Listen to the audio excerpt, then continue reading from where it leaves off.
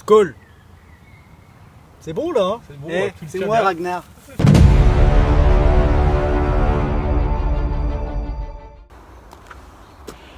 Bon bah là les gars, je m'en vais rejoindre Vincent pour une session, il va me montrer ce que c'est que du bushcraft. Donc, je suis parti avec juste un sac à dos là, une canne, une épuisette, un petit tapis de réception, etc. Je vais vous montrer ça tout à l'heure. Et puis ça risque d'être enrichissant, vous allez voir ça. À tout de suite. Voilà, c'est tout ce qu'il faut pour pêcher juste une nuit là, un petit 24 heures. Un sac à dos et le strict nécessaire. Allez, on va monter tout ça. Tu restes là. Attends, assis. Bonjour, c'est Fabrice, bienvenue sur Total Carp. Aujourd'hui, j'ai un invité un peu spécial. Enfin, c'est plutôt lui qui m'a invité. C'est Vincent et il a une façon de pêcher un peu particulière. C'est le bushcraft. Alors, il va nous expliquer ça. C'est vraiment excellent, vous allez voir. Bon, salut Vincent, Salut Fabrice. merci de m'accueillir sur ton terrain. Merci à toi d'être venu, surtout. C'est cool. Alors toi, tu pêches à la manière bushcraft. C'est ça. C'est une manière un peu sauvage, j'ai envie de dire. En fait, c'est très minimaliste. Tu peux nous expliquer ce que C'est c'est ça. que le bushcraft en fait? Bah, le bushcraft, ça veut dire l'artisanat de brousse. Ouais. Donc en fin de compte, pour moi, le bushcraft, c'est ça, c'est se servir de ce que nous donne la nature. Comme pour faire des fourchettes, pour faire du feu, pour faire... Tu ramasses du bois et tu... Je ramasse du bois, voilà, je taille plusieurs choses et tout. Je peux me faire un lit, je peux me faire plusieurs choses avec le bushcraft. Voilà, Il faut c'est vraiment ça. créer en fait. Voilà, Parce que souvent on pense que le bushcraft c'est on vient avec un sac à dos, une petite tente, un tarp ou un hamac. ouais. Et en fait là on crée rien du tout. Là pas- non, c'est pas plus, vrai bushcraft. le outdoor, on va dire. Du outdoor, ouais. Voilà, c'est ça, outdoor. Vivre dehors, mais sans toucher à ce qui se passe Dans autour, ouais, aux dans la alentours, nature, on va ouais. dire. Voilà. Ok, mais par contre quand je vois ces gros bouts de bois là, t'es obligé de couper des arbres là? Non, je ramasse que... Bah, je coupe du bois, mais c'est du bois mort. C'est du bois que tu ramasses Que, par terre? voilà, par terre, au sol. D'accord. Je coupe jamais du bois... Donc tu détériores pas non. la nature entre Non, guillemets. non.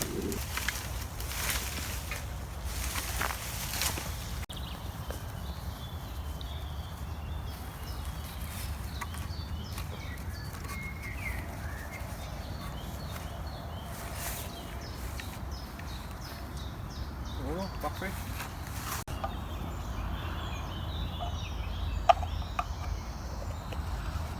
Tu fais du feu aussi.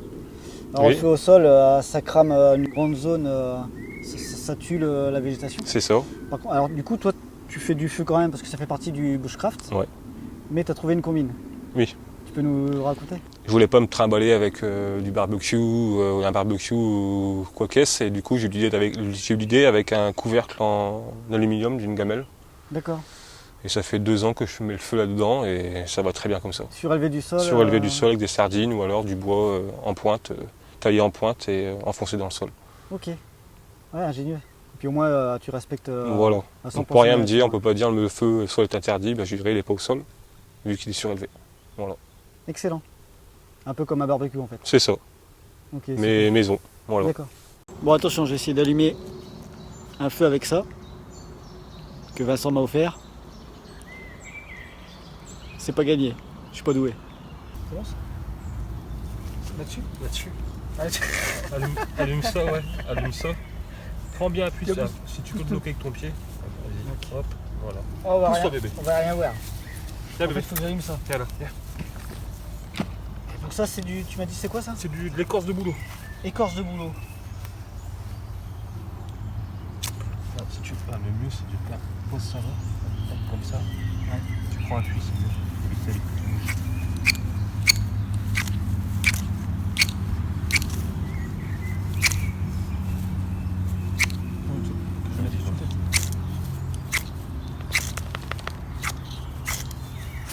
Ah vache. Wouh.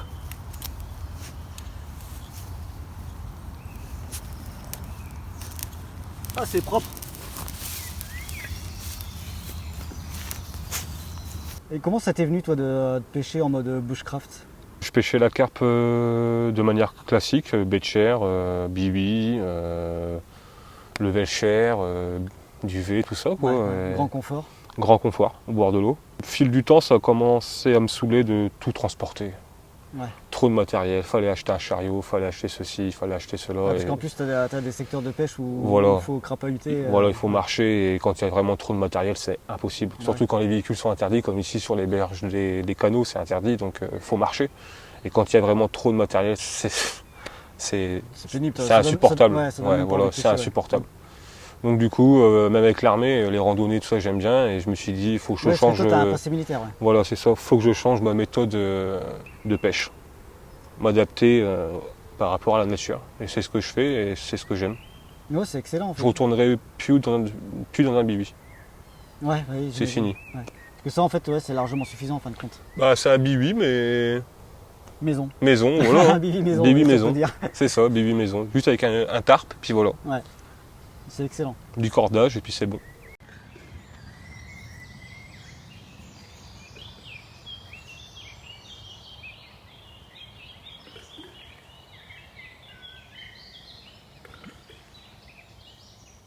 Ah, du coup, tu voyages hyper léger, quoi. Alors, tu as juste ton sac à dos, là. Mon sac à dos. Une canne à la main et puis. Une canne à la main. Alors, tu pêches qu'avec une seule canne, par contre. Et je fais une seule canne. Okay. Une seule canne. Question encombrement et question poids aussi en apport, en matériel, tout ça. Ouais, bien sûr. Donc je reste à une canne, j'ai un tube, je mets mon épuisette dedans et puis ma canne, puis voilà. Donc j'ai mon sac comme ça pour mettre tout mon matériel. J'ai un petit sac pour tout ce qui est repas et puis mon tube. Voilà, c'est tout. En parlant de matériel, du coup c'est quoi le matériel indispensable pour le bushcraft? Alors je parle pas de la pêche, mais pour s'installer justement. Bah moi ce que j'ai surtout c'est une hache. Donc il y a la hache Mora qui fait 500 grammes. Ensuite j'ai le couteau, Mora Kniv aussi, bushcraft survival. Le couteau ça sert à tout en fait. Le couteau peut tout faire, fendre du bois, tailler des bouts de bois en pointe. Couper le saucisson. Couper le saucisson. Dessus il y a une pierre pour allumer, en magnésium. Puis une lime pour un aiguiseur voilà, pour la lame. Et puis une scie. Voilà. Le bûcheron quoi. Juste ça. mais juste ça, on peut se débrouiller facilement dans la nature.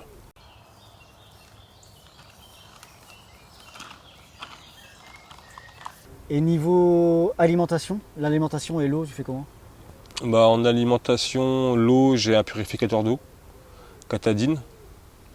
Donc tu prends l'eau du canal, tu mets dans ta gourde là? Voilà, je la filtre, ou l'eau de la rivière, n'importe quoi. Ok.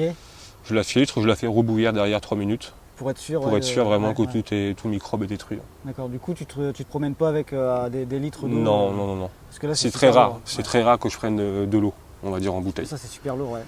Ça fait du poids. Donc il faut vraiment restreindre au minimum le poids dans le sac. Quoi. Bah oui, c'est clair. Comme pour la nourriture, je mange souvent des repas lyophilisés, ça m'arrive. Du coup c'est très léger? Très léger, ça prend pas de place. Ou sinon je mange aussi beaucoup de tout ce qui est légumes, beaucoup de légumes. De la viande aussi, ça m'arrive. Quand je pars 24 heures, je prends de la viande. Comme la dernière fois du poulet. Voilà, j'ai fait un poulet au feu de bois. Puis voilà.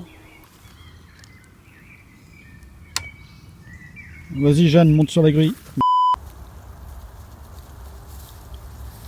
Pour l'alimentation lyophilisée, c'est pareil, toi tu as un partenaire du coup? C'est ça. Tactical Food Pack. Ouais, ok. Donc qui font des produits lyophilisés avec un apport énergétique suffisant pour garder la forme. Ouais. Pour toujours être au taquet comme on dit. Ouais. C'est lyophilisé, il y a juste à rajouter de l'eau, le faire chauffer. Donc moi les paquets que j'ai, ce qui est top c'est que je peux les mettre sur le feu directement. Ah oui, d'accord. Donc pas besoin de bouilloire ou de système pour chauffer l'eau ou un réchaud. Donc sur le feu directement, on met l'eau dedans, on le pose et ça cuit. Excellent, ça. Donc il y a plusieurs repas, c'est bon. C'est bien pratique en plus. C'est bien pratique, ils font le petit déjeuner et le repas du midi et soir. Ouais.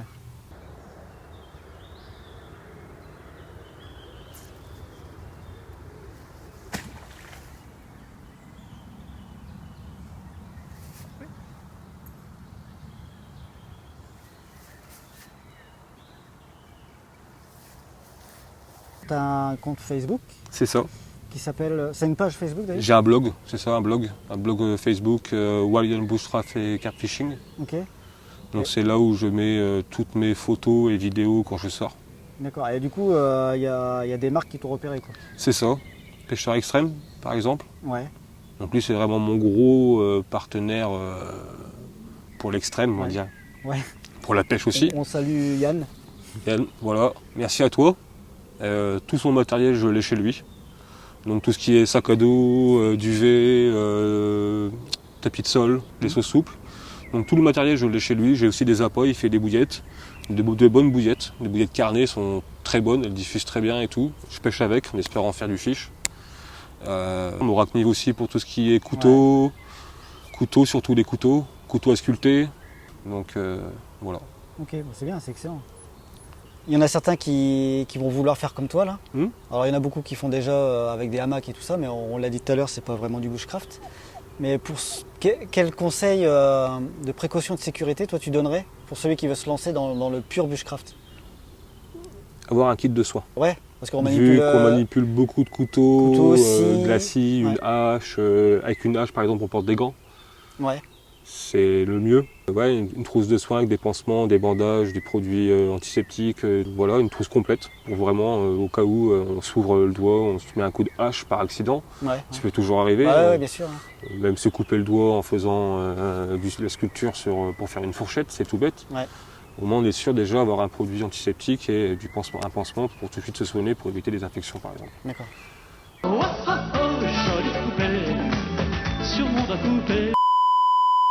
Les feux pas au sol, voilà. Et toujours avoir un seau d'eau à côté de son feu.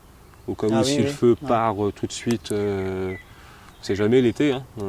Une brindille qui prend feu, ça part vite. Le truc bête aussi, si on est à côté de la tente. Voilà, de la tente. Être assez éloigné de la tente, faire un feu pas trop proche non plus, par exemple. Et puis regarder le sens du vent, j'imagine. Le sens du vent aussi. Parce que si on pourrait mettre le feu à la tente. Facilement à la tente, voilà, par exemple, à la bâche. Ouais.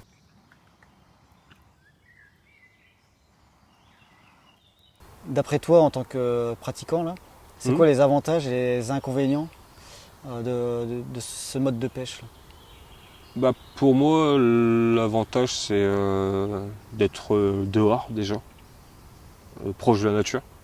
Ouais, là pour le coup, on est vraiment proche de la nature. Proche de la nature. Pour moi, l'avantage, c'est surtout ça, être dehors et proche de la nature. Après, les inconvénients, quand il pleut, ouais. On ne peut pas faire grand-chose. On est surtout sous la bâche à attendre. Et puis faire un feu, c'est tendu quand même. On peut toujours faire du feu, même quand il pleut. Oui, un feu, quand on le prépare bien, il s'allumera. Ça c'est sûr et certain. Même quand il pleut, j'ai déjà fait. Et il faut juste avoir le bon matériel pour l'allumer, les bons produits aussi. Hein, comme l'écorce de bouleau, même quand il pleut, ça s'allume. D'accord. C'est le meilleur. Je m'utilise quasiment que ça, l'écorce de bouleau. Donc après, oui, voilà. Le gros avantage aussi de ce mode de pêche là, c'est qu'on voyage léger quand même. Et du coup, ça permet de faire des grandes distances à pied, d'accéder sur des postes jamais pêchés en fait. Voilà, c'est ça. Éloigné, jamais pêché. Ouais. Peu praticable. Ouais.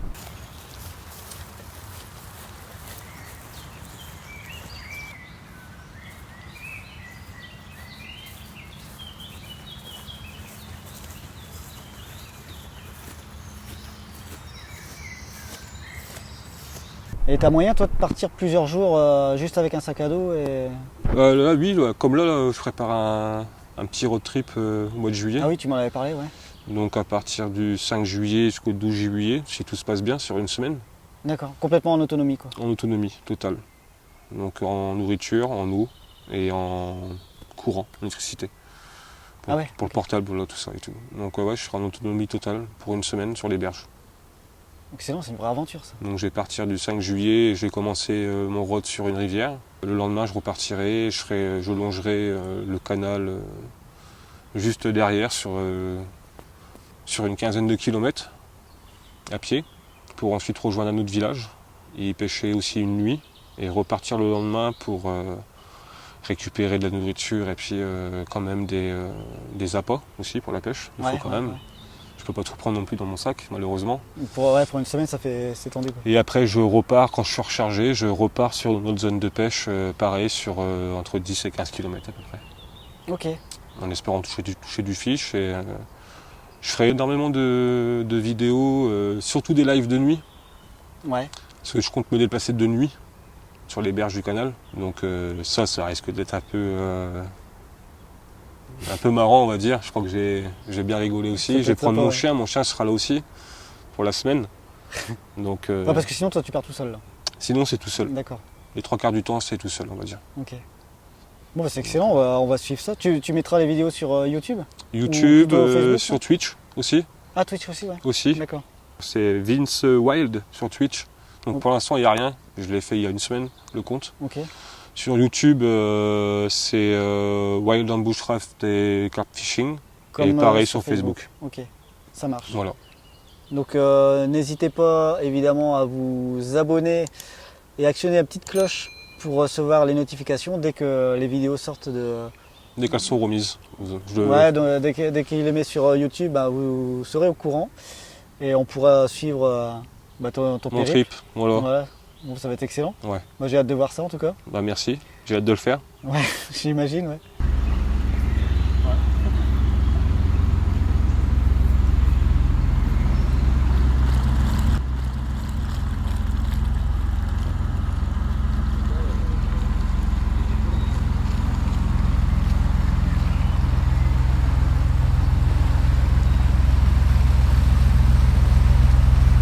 Bon bah écoute, je crois qu'on a fait le tour. Je te remercie beaucoup pour d'avoir répondu à ces questions-là. Bah merci à toi. Et puis maintenant, bah, on va pêcher. Donc je t'ai accompagné là. Donc j'ai accompagné Vincent. J'ai pris aussi une seule canne, j'ai joué le jeu. Et bah, on va bien voir ce que ça donne. D'ailleurs, en crapahutant un peu le long du canal là, on est tombé sur la vedette de YouTube. Je vous mets la vidéo. Pas du tout. Je vous mets la photo. C'est le patron des youtubeurs carpistes, Eric de Carp Canal. Donc ça fait vraiment plaisir. C'est un gars super. On a échangé un peu là, c'était vraiment excellent. Donc voilà, ça fait partie aussi de l'aventure. De l'aventure, c'est ça. Bushcraft. C'est ça. Bon écoute, on se la souhaite bonne. C'est ça. On vous la souhaite bonne. Aussi. Ciao. À plus. Bon bah Vincent, à notre petite session Bushcraft. Ouais. Enfin, pas trop Bushcraft pour moi, mais bon. Et on Allez, dit quoi? santé. On dit skol. Ouais, skol. Allez, santé.